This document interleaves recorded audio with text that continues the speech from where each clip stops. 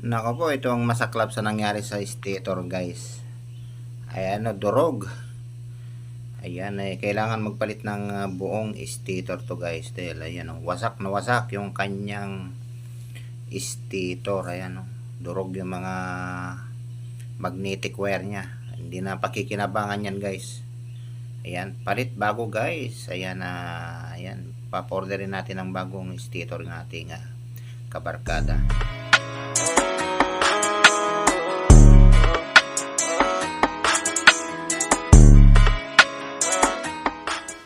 Ayan mga kabarkada, isang magandang araw sa lahat. Panibagong araw, panibagong konti na naman tayo. Ito yung ginawa ko nakaraan na walang mahanap na stator guys. Ayan, nahanapan na ng ating kabarkada.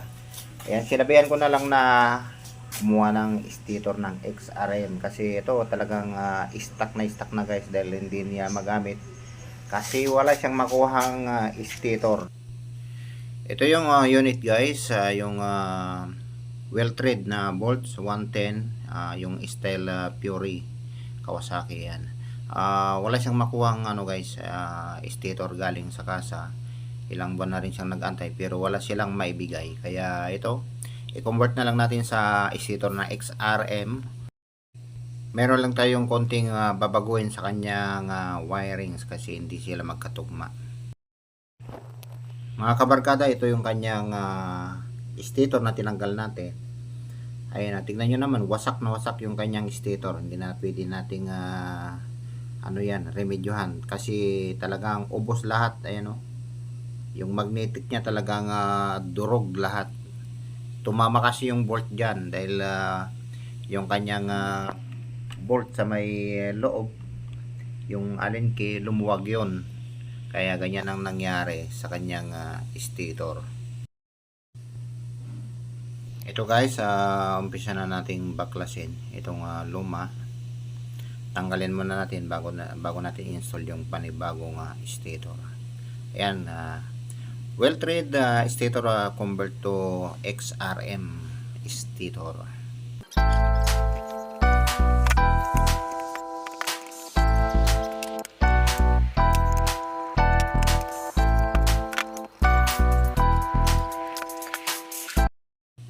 Ito naman sa kanyang pulsar guys, may pagkakaiba.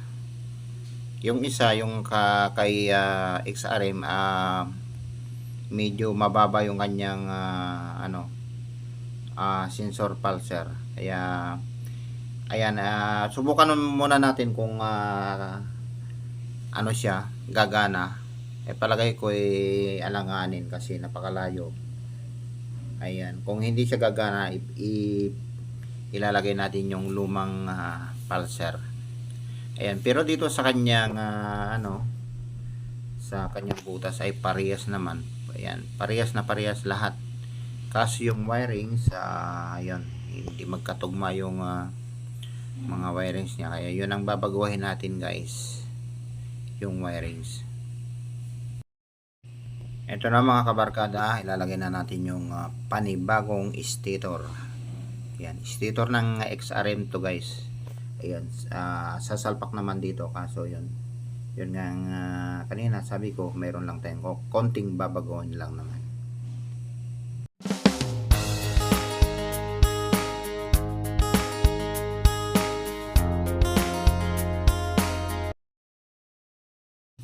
Ito guys, naikabit na natin yung kanyang stator. Higipitan na lang natin. Ayan, swak naman yung stator ng XRM dito. Kaya ito ay gagana guys. Ayan.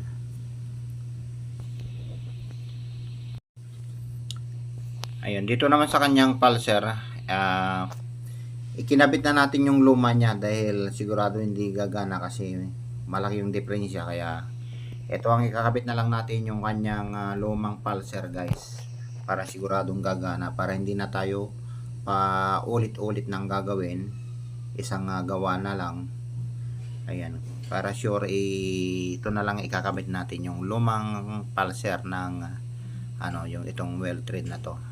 Kasi malaking diferensya guys, sigurado sure ko hindi gagana yan.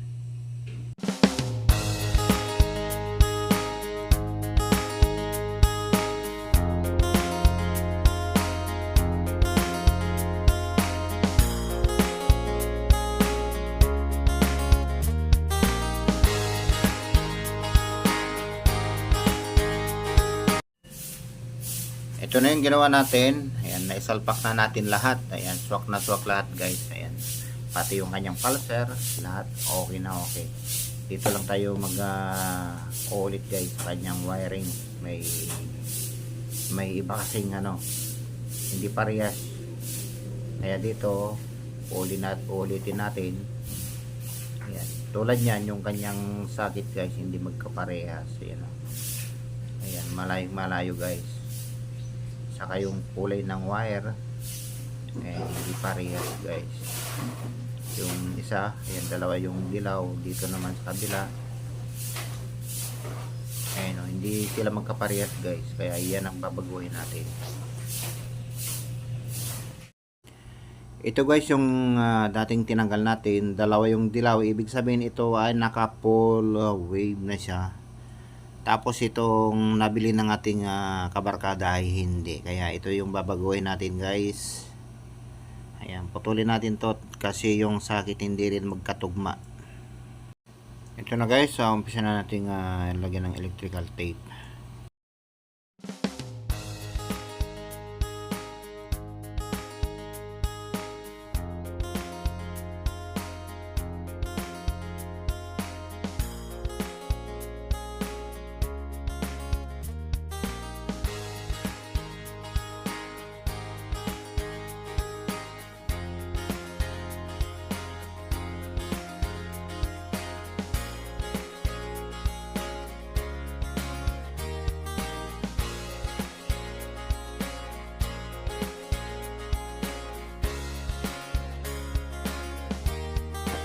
Ito guys, double check lang natin yung mga bolt bago natin isalpak guys. Ayan. Ito na mga kabarkada, na isalpak na natin yung kanyang stator. Hindi ko na kasi nabidyohan kasi kanina dahil nalobat yung ating camera. Ayan, kaya ito, nihigpitan ko na lang yung mga kanyang bolt.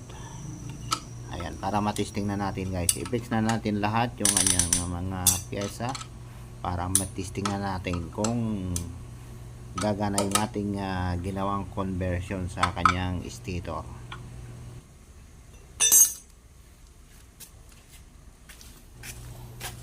Ayan, okay na. Pupunta tayo dito sa kabila. Ayan, ito yung ginawa natin guys, socket na kinonvert natin. Ayan, ipa-plug na lang natin dyan sa kanyang stock na plug. Ayan, para matesting na natin guys kung aandar yung ating ginawa. Ayan, para naman masiyan yung ating kabarkada niyan at magamit na yung kanyang at saka ito guys, yung kanyang yung CDI sira na rin. Ayan, kasi napasukan ng tubig kasi nandiyan sa puwitan. Yun ang lagi niyang pinagtataka guys, kasi laging tumitirik. Ito yung bagong nabili niyang CDI guys.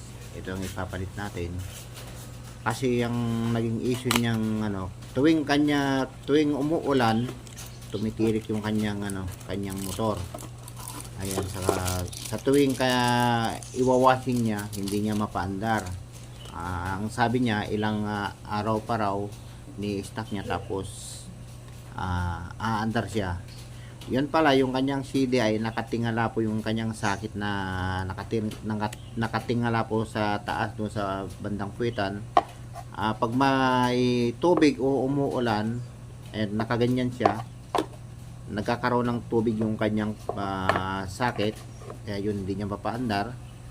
Kaya sabi niya pag ilang araw na siyempre pag natuyo na siguro saka aandar. Kaya ang ginawa natin, inilagay natin yan sa loob. Ayan, testingin natin guys kung aandar na yung ating ginawa.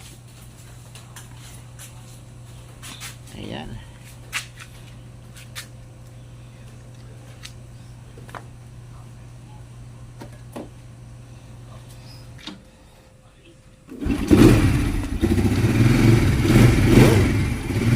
Agad mga kabarkada, ibig sabihin yung ginawa natin ay gumana. Ayan. Ayan, siguro matutuwa na yung ating kabarkada dahil umandar na yung kanyang motor. motor na matagal nang na-stack. Ayan guys, okay na. Ayan, pagkakarga natin ng baterya dahil gumagana naman daw yung kanyang starter. Ayan natin ang konti. Ating pigaan talagang okay yung kanyang makina. Ayan o, sobrang alikabok dahil na-stack dito sa ano, ayan. Pinalawang na pati yung kanyang mga rim. Katagal ng panahon na na-stack siya. Ayan, puro alikabok pati black.